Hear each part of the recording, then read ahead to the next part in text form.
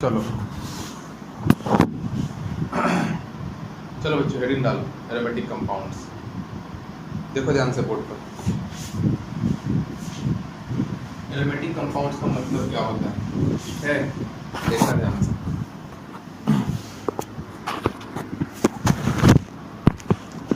Aromatic compounds का क्या मतलब होता है, ध्यान से सुनना, बहुत ही ज़्यादा इंपॉर्टेंट है। बोर्ड विजिबल होगा। चलो आगे बढ़ते हैं।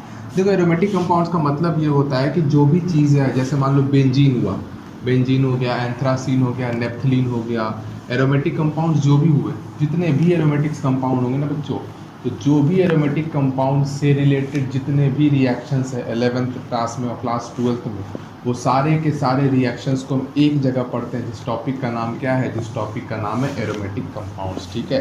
ताकि आपको कन्फ्यूज़न ना हो। आपने देखा होगा कि मैंने बेंजीन से रिलेटेड कभी भी कोई रिएक्शन कहीं पर भी नहीं बताया है, पूरे के पूरे मैंने केमिस्ट्री पढ़ाया आपको, आपने देखा होगा कि मैंने वो रिएक्शंस आपको नहीं बताए हैं, ठीक है ना? हाँ, यहाँ पर जो भी एरोमेटिक कंपाउंड से रिलेटेड रिएक्शंस होंगे वो सारे के सारे रिएक्शंस हम लोग यहाँ पर पढ़ेंगे, ठीक है बच्चों?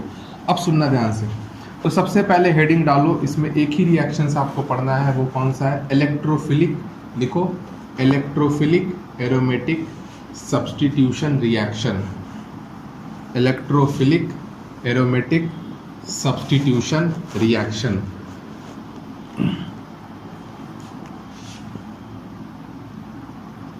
इलेक्ट्रोफिलिक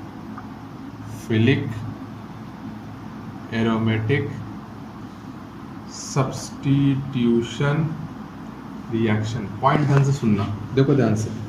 मैंने यहाँ पर लिया बेंजीन,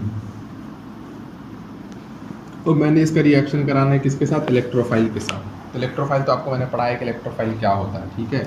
तो बेंजीन का रिएक्शन मैंने किसके साथ कराना है बच्चों? बेंजीन का रिएक्शन मुझे कराना है इलेक्ट्रोफाइल के साथ। सर मैं बेंजीन का रिएक्शन इलेक्ट्रोफाइल के साथ कैसे कराऊंगा, ये बताओ सर।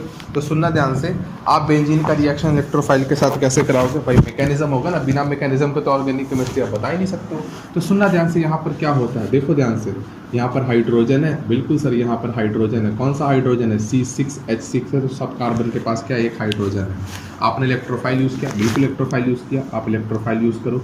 और मैंने आपको पढ़ाया है अल्कीन में, इसमें स्टार्टिंग में पढ़ाया था कि C डबल बॉन्ड C पर इलेक्ट्रोफाइल कैसे अटैक करता है, बताया था, जाकर नोट्स रिवाइज करें। मैंने बताया था कि इलेक्ट्रोफाइल यहाँ पर लगाओ और पॉजिटिव चार्ज यहाँ पर लगाओ। तो मैंने यहाँ पर लिया बेंजीन और साथ में क्या लिया? इलेक्ट्रोफाइल। मान लो कि बेंजीन एक है और इलेक्ट्रोफाइल भी एक है, या ये भी मान सकते हो आपकी बेंजीन 1 मोल है और इलेक्ट्रोफाइल भी कितना है? 1 मोल है। मर्जी आपकी, जो मानना मानो, कोई दिक्कत नहीं। तो इससे बढ़िया रहेगा कि आप मानो कि बेंजीन एक है, इलेक्ट्रोफाइल भी एक है। अगर दोनों की क्वांटिटी एक एक है बच्चों, तो सुनना ध्यान से, यहाँ पर डबल बॉन्ड कितने दिख रहे हैं? 3 दिख रहे हैं। और आपको पता है कि डबल बॉन्ड पे इलेक्ट्रोफाइल कैसे अटैक करता है? वैसे अटैक करता है, ठीक है? तो कोई भी डबल बॉन्ड पे आप अटैक करा दो। तो मैंने कोई भी डबल बॉन्ड पे इस तरीके से क्या करा दिया बच्चों? इस तरीके से अटैक करा दिया। जैसे ही मैंने कोई भी डबल बॉन्ड पे कैसे भी अटैक करो, कोई दिक्कत नहीं, यहाँ पर इलेक्ट्रोफाइल आएगा, तो यहाँ पर अपने आप ही क्या आ जाएगा बच्चों? पॉजिटिव चार्ज आ जाएगा। ठीक है सर, ये तो कंपाउंड बन गया। हाँ सर, ये बात तो समझ में आ गया। अब पॉइंट ढंग से सुनना बच्चों, ये कंपाउंड कौन सा होता है? बेंजीन। बेंजीन होता है एरोमेटिक कंपाउंड। आपको बहुत जानकर खुशी होगी बच्चों, आपको मैंने पढ़ाया भी है GOC में कि benzene is one of the highest stable compound. Benzene बहुत ही ज़्यादा स्टेबल कंपाउंड है, क्योंकि इस कंपाउंड में एरोमेटिसिटी तो है ही, एरोमेटिक कंपाउंड भी है, और साथ में इसके जो स्ट्रक्चर बनते हैं बच्चों, वो इक्विवेलेंट रेजोनेटिंग स्ट्रक्चर बनते हैं। आप जाकर थोड़ा सा नोट्स रिवाइज करना, तो मैंने आपको लिखवाया वहाँ पर कि बेंजीन का होता है one of the most stable compounds होते हैं। तो ये बहुत ही ज़्यादा स्टेबल कंपाउंड है। पहला रीज़न क्या कि एरोमेटिक है, एरोमेटिक कंपाउंड और स्टेबल कंपाउंड, ये तो हमको पता है। दूसरा बात बच्चों, ये जो कंपाउंड बना, सुनना ध्यान से, इस कार्बन का हाइब्रिडाइजेशन क्या है? sp3 है। तो आपको समझ में आ गया हो कि ये कंपाउंड कैसा बच्चों? ये कंपाउंड है नॉन एरोमेटिक कंपाउंड। तो एरोमेटिक से आप नॉन एरोमेटिक की आ रहे हो, की ओर आ रहे हो, तो बताओ बच्चों कौन सा कंपाउंड ज़्यादा स्टेबल है, एरोमेटिक की नॉन एरोमेटिक? एरोमेटिक ज़्यादा स्टेबल है, नॉन एरोमेटिक कम स्टेबल है। जो कम स्टेबल होगा उसकी एनर्जी ज़्यादा होगी, जो ज़्यादा स्टेबल होगा उसकी एनर्जी कम होगी, क्योंकि एनर्जी क्या होता है बच्चों? इनवर्सली प्रोपोर्शनल टू स्टेबिलिटी होता है। तो ये ज़्यादा स्टेबल, ये कम स्टेबल, इसकी एनर्जी कम, इसकी एनर्जी ज़्यादा। मतलब आप ज़्यादा स्टेबल से कम स्टेबल की ओर आ रहे हो, तो आपको क्या करना पड़ेगा बच्चों? आपको एनर्जी देनी पड़ेगी। और अगर आपको एनर्जी देनी पड़ेगी, इसका मतलब क्या हुआ? ये जो प्रोसेस होगा वो कैसा प्रोसेस होगा? ये प्रोसेस होगा एंडोथर्मिक प्रोसेस। ठीक है बच्चों, आगे मूव करते हैं बच्चों यहाँ पर। अब सुनना ध्यान से, ये कंपाउंड तो बन गया, लेकिन ये कंपाउंड अभी भी तड़प रहा है। किस लिए तड़प रहा है बच्चों? क्योंकि इसको पता है कि मुझे ऐसा कुछ बनना है, अगर मैं ऐसा कुछ बनूंगा तो ही ठीक रहेगा ना। तो ये नॉन एरोमेटिक है, तो ये सोचता है कहीं से मैं एरोमेटिक बन जाऊँ। सुनना ध्यान से बच्चों, ये कहीं से एरोमेटिक कैसे बन सकता है? यहाँ पर आपको H दिख रहा है, बिल्कुल H दिख रहा है। यहाँ पर हाइपर कॉन्जुगेशन होता है, पढ़ाया था आपको हाइपर कॉन्जुगेशन क्या होता है। पॉजिटिव सिंगल और H है, तो यहाँ से H पॉजिटिव बाहर निकलेगा। जैसे ही H पॉजिटिव बाहर निकलेगा, यहाँ पे कौन सा चार्ज आएगा? निगेटिव चार्ज आएगा। पॉजिटिव सिंगल निगेटिव, मैंने ये भी पढ़ा है कि यहाँ पर रेजोनेंस हो जाता है। पॉजिटिव सिंगल निगेटिव होगा तो क्या होगा बच्चों? रेजोनेंस होगा।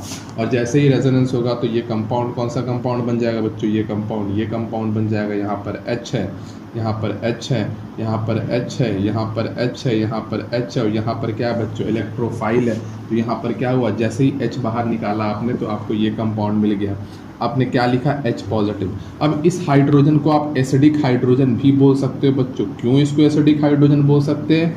क्योंकि इस हाइड्रोजन को बाहर निकालने के बाद अगर निगेटिव चार्ज रेजोनेंस करेगा तो वो हाइड्रोजन कौन सा हाइड्रोजन होगा? वो हाइड्रोजन होगा एसिडिक हाइड्रोजन।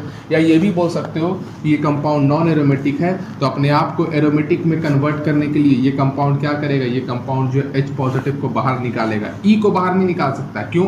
क्योंकि E ने तो अभी अटैक किया है। जो अभी अटैक करता है उसको ये बाहर नहीं निकालता है, जो बहुत पहले से वहां पर लगा हुआ उसको ये क्या करता है बच्चों? बाहर निकालता है।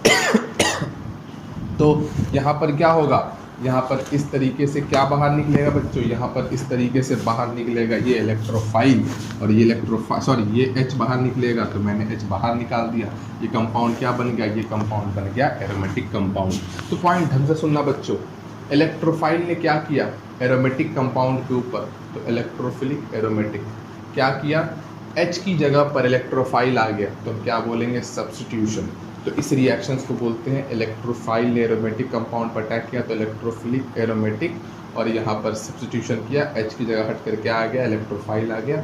और इस रिएक्शन को क्या बोलते हैं? इस रिएक्शन को बोलते हैं इलेक्ट्रोफिलिक एरोमेटिक सब्स्टिट्यूशन रिएक्शन। अच्छा बच्चों, ये रिएक्शन कितने स्टेप में हो रहा है? कोई मुझे बता सकता है? सर ये रिएक्शन 2 स्टेप में हो रहा है। एक फर्स्ट स्टेप है और एक कौन सा स्टेप है बच्चों? एक इस तरीके से सेकंड स्टेप है।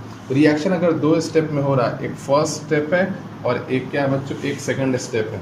पहला स्टेप क्या है देखो तो बच्चों, सर पहला स्टेप सर एंडोथर्मिक है, और दूसरा स्टेप क्या है बच्चों? दूसरा स्टेप आप ध्यान से देखो बच्चों, दूसरा स्टेप आपको क्या मिल रहा है? दूसरा स्टेप एक्सोथर्मिक मिल रहा है। तो आप खुद बताओ बच्चों, दोनों स्टेप, पहला स्टेप एंडोथर्मिक होगा, दूसरा स्टेप एक्सोथर्मिक होगा। क्यों? नॉन एरोमेटिक से आप एरोमेटिक की ओर कन्वर्ट कर रहे हो, तो क्या होगा? एनर्जी बाहर निकलेगी, और एनर्जी बाहर निकलेगी तो प्रोसेस कैसा होगा बच्चों? प्रोसेस होगा एक्सोथर्मिक। तो 2 स्टेप में एक स्टेप इंडो, एक स्टेप एक्सो। अब सुनना ध्यान से, यहाँ पर बहुत ही अच्छे इंपॉर्टेंट पॉइंट मैं बोल रहा हूँ कि ये एंडोथर्मिक में सपोज कर लो आपने 50 किलो जूल एनर्जी दिया। कितना एनर्जी दिया बच्चों? 50 किलो जूल पर मोल एनर्जी दिया। ठीक है, तो जब यहाँ पर एक्सोथर्मिक होगा तो यहाँ पर देखा गया बच्चों प्रैक्टिकली कि 100 किलो जूल पर मोल एनर्जी यहाँ से बाहर निकलता। मतलब अगर आपने 50 किलो जूल पर मोल एनर्जी दिया तो एनर्जी जो बाहर निकलेगा वो कितना निकलेगा बच्चों? 100 किलो जूल पर मोल निकलेगा। मतलब जितना आपने दिया उससे ज़्यादा एनर्जी बाहर निकलेगा।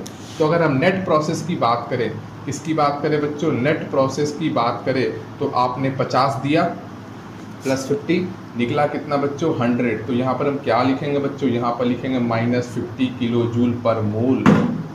अब बच्चों आप पॉइंट ढंग से सुनना, ये तो पॉइंट है समझ में आ गया, यहाँ तक कोई दिक्कत वाली बात नहीं है। लेकिन बच्चों आपको एक पॉइंट पता है क्या सर? यहाँ पर सुनना ध्यान से बच्चों, अगर आप देखोगे तो यहाँ पर 2 प्रोसेस में रिएक्शन हो रहा है। एक प्रोसेस में क्या हो रहा है बच्चों? एंडोथर्मिक, दूसरा एक्सोथर्मिक। ठीक है सर, पॉइंट तो समझ में आ गया। अब बच्चों देखो यहाँ पर -50 किलो जूल पर मोल एनर्जी यहाँ से बाहर निकल ली। मतलब आपने इस रिएक्शंस को कराने के लिए 50 किलो जूल पर मोल एनर्जी दिया, और क्या हुआ? यहाँ पे एनर्जी जो बाहर निकला वो -100 किलो जूल पर मोल एनर्जी बाहर निकला। नेट एनर्जी कितना बाहर हो गया बच्चों? नेट की बात करें तो -50 बाहर हो गया। मतलब जितना आपने स्टार्टिंग में दिया उतना ही वो बाहर निकल गया। और अगर देखा जाए ओवरऑल प्रोसेस तो +50 -100, तो रिएक्शन क्या होगा बच्चों? रिएक्शन में अगर ओवरऑल प्रोसेस देखा जाए तो ओवरऑल प्रोसेस क्या होगा बच्चों? ओवरऑल प्रोसेस जो होगा वो एक्सोथर्मिक होगा। क्या होगा बच्चों? ओवरऑल प्रोसेस एक्सोथर्मिक होगा। अब सुनना ध्यान से, रिएक्शन इंडस्ट्री में कैसे होता है? बेंजीन बहुत सारा ले लिया, 50 किलो जूल एनर्जी सप्लाई कर दिया, थोड़ा सप्लाई करके छोड़ दिया, 50 किलो जूल हुआ। एक बेंजीन रिएक्शन करेगा, ये प्रोडक्ट बनेगा। जैसे ये प्रोडक्ट बना बच्चों तो 50 किलो जूल एनर्जी बाहर निकल गया। अब जैसे ही जो 50 किलो जूल एनर्जी बाहर निकला, वही एनर्जी क्या करेगा, वही एनर्जी फिर से बेंजीन को मिलेगा, दूसरे बेंजीन को, और वो रिएक्शन चलते जाएगा, साइकिल में चलते जाएगा। तो इस तरीके से बेंजीन का रिएक्शन होता है बच्चों, किसके साथ, इलेक्ट्रोफाइल के साथ। सर ये तो समझ में आ गया। सबसे पहला पॉइंट इसमें क्या है बच्चों, सबसे पहला पॉइंट इसमें है कि ये प्रोसेस कैसा है, electrophilic aromatic substitution reaction process कैसा है बच्चों, एक्सोथर्मिक रिएक्शन है। कैसा है बच्चों, ये एक्सोथर्मिक रिएक्शन है, मतलब हम बोलेंगे कि ये एक्सोथर्मिक प्रोसेस है। ठीक है बच्चों, हाँ सर ये पॉइंट तो समझ में आ गया कि ये एक्सोथर्मिक प्रोसेस है। ठीक है सर, तो इसको हम क्या बोलेंगे, इसको हम बोलेंगे electrophilic aromatic substitution reaction. Point समझ में आ गया यहाँ तक, किसी को कोई दिक्कत यहाँ तक समझने में, इस जगह तक बोलो। चलो अब बोर्ड पर ध्यान देना। सर ये रिएक्शन 2 स्टेप पे हो रहा है, पहला स्टेप और दूसरा स्टेप। अब आप बताओ सर कि रेट डिटरमाइनिंग स्टेप कौन सा होगा। ये पहला स्टेप क्या होगा बच्चों, पहला स्टेप रेट डिटरमाइनिंग स्टेप होगा। एक तो सर आपने ऐसा भी पढ़ाया था आपने, बस एक पॉइंट बोला था जनरल स्टेटमेंट कि रिएक्शन मैक्सिमम 95% केसेस में क्या होता है, पहला स्टेप रेट डिटरमाइनिंग स्टेप होता है। तो यहाँ पर ये स्टेप रेट डिटरमाइनिंग स्टेप होगा, रीजन भी सर रेट डिटरमाइनिंग स्टेप है। ये तो स्टेप बहुत ही ज्यादा फास्ट होगा, नॉन एरोमेटिक से एरोमेटिक है बच्चों, नॉन एरोमेटिक से एरोमेटिक जा रहे हो आप, खुद सोचो ना कितना ज्यादा फास्ट होगा। और ये स्टेबल से अनस्टेबल की ओर आ रहे हो आप, सोचो आप एक अच्छी जगह प्लेस तो आप रिक्शा वाला बनोगे, कभी नहीं बनोगे। इसका मतलब ये प्रोसेस बहुत ही ज्यादा क्या होगा तो बहुत ही ज्यादा स्लो होगा। तो ये वाला स्टेप क्या होगा, ये वाला स्टेप होगा रेट डिटरमाइनिंग स्टेप। मतलब रिएक्शन का जो रेट होता है बच्चों वो किस पे डिपेंड करेगा, इसी स्टेप पे डिपेंड करेगा। मतलब रेट ऑफ रिएक्शन, मैंने क्या बोला बच्चों, rate of reaction is directly proportional to rate determining step, ये वाले स्टेप पे। अब रेट डिटरमाइनिंग स्टेप में कौन कौन से रिएक्टेंट पार्टिसिपेट कर रहे हैं, ये भी पार्टिसिपेट कर रहा है, ये भी पार्टिसिपेट कर रहा है। अब पॉइंट ढंग से सुनना बच्चों, ये क्या है न्यूक्लियोफाइल, ये क्या है इलेक्ट्रोफाइल। जितना बढ़िया न्यूक्लियोफाइल होगा, है तो बेंजीन ही, जितना बढ़िया न्यूक्लियोफाइल होगा बच्चों, रेट डिटरमाइनिंग स्टेप उतना ही ज्यादा फास्ट होगा। क्योंकि बच्चों रेट डिटरमाइनिंग स्टेप जितना ज्यादा फास्ट होगा, रिएक्शन का रेट उतना ही ज्यादा फास्ट होगा। तो आपको ये पता करना है, अगर मैं सपोज कर लो मैंने 4 बेंजीन दे दिए या 5 बेंजीन दे दिए, ठीक है, अच्छा ठीक है, काम करो, reaction rate of reaction directly proportional rate determining step हुआ ना, यहां तक लिखो, फिर मैं आगे पढ़ाता हूं। ठीक है, आए समझ में, बोलो, चलो लिखो इसको।